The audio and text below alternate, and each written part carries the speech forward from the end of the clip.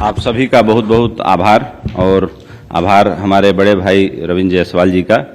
और एक बात मैं आप सबको बताना चाहूँगा कि वैसे तो बनारस शहर से बहुत सारे गणमान्य व्यक्ति हैं, लेकिन जब भारत एक्सप्रेस चैनल की शुरुआत मैंने की थी तो आप स्वयं चल के भारत एक्सप्रेस के दफ्तर नोएडा आए थे और आपने बड़े भाई होने के नाते हम सबको आशीर्वाद दिया था और हम काफ़ी अच्छा वक्त हमने साथ गुजारा था। आपकी फ़्लाइट है, जाना है, बिल्कुल ज़्यादा समय नहीं लूँगा और इस मंच से मैं आपका तहे दिल से स्वागत करता हूँ, क्योंकि आपसे ही कार्यक्रम की शुरुआत हो रही है और बनारस का बच्चा बच्चा आपको जानता है, पहचानता है। यहाँ तक कि बनारस को जो लोग देश में, दुनिया में जानते हैं, आप इतना ज़्यादा मुखर और विजिबल रहते हैं कि बाकी दुनिया के और हिस्सों में बसे हुए लोग भी आपको जानते और पहचानते हैं। और बनारस की आपने ऐसी सेवा की है कि कभी बनारस में 2012 में कुछ लाख लोग आया करते थे, लेकिन प्रधानमंत्री श्री नरेंद्र मोदी जी के कॉन्स्टिट्यूएंसी बनने के बाद अब जो बनारस का आंकड़ा 2022-23 में दर्ज किया गया वो करीब 7.3 करोड़ लोग काशी में जो है बाबा विश्वनाथ के दर्शन करने के लिए आते हैं।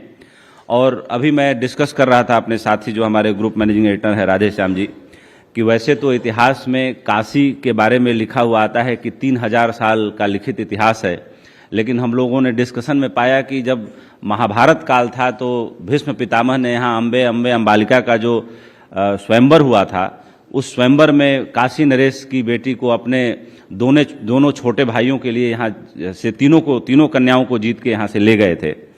तो 5500 साल का इतिहास तो लिखित में है, लेकिन अगर सनातन धर्म की बात की जाए तो सनातन धर्म का इतिहास करीब 11,000 साल पुराना है।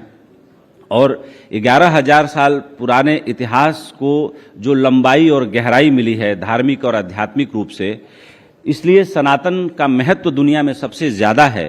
क्योंकि जो दुनिया के और धर्म हैं, अगर देखा जाए तो हिंदू धर्म का इतिहास करीब 7,000 साल पुराना है। देखा जाए तो बौद्ध और जैन धर्म का इतिहास करीब 3,000 साल पुराना है।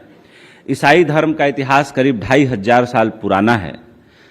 इस्लाम धर्म का इतिहास करीब 1,400 साल पुराना है। सिख धर्म का इतिहास करीब 500 साल पुराना है। मैं बहुत नया और आधुनिक धर्म मानता हूँ सिख धर्म को, लेकिन ये सारे धर्म जो है स्वर्ग और नरक की सीढ़ी तक जा करके फंस जाते हैं।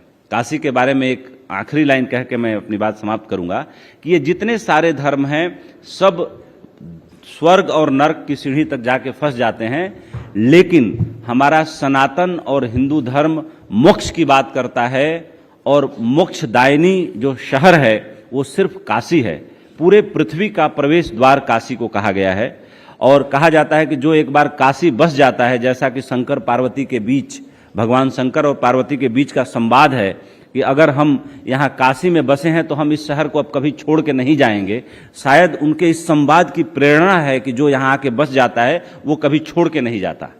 तो दुनिया के सारे धर्मों में मोक्ष की बात सिर्फ सनातन में है और हिंदू धर्म में है, बाकी किसी धर्म में मोक्ष की बात नहीं है। आप सब किताब उठा के पढ़ लीजिएगा, जिसमें एक यहूदी धर्म है उसकी भी बात मैंने नहीं की, उसमें भी नहीं है। मोक्ष शब्द सिर्फ हिंदू धर्म और सनातन धर्म में है, क्योंकि वो स्वर्ग नरक के पार जाने की बात करता है। और ये जो शिक्षा है हमें कि पूरी तरह से मुक्त करने की बात करती है, वो सिर्फ और सिर्फ हमारे सनातन और हिंदू धर्म में है। मैं माननीय मंत्री जी का, आप सब आए विद्यार्थियों का, आगंतुकों का स्वागत करता हूं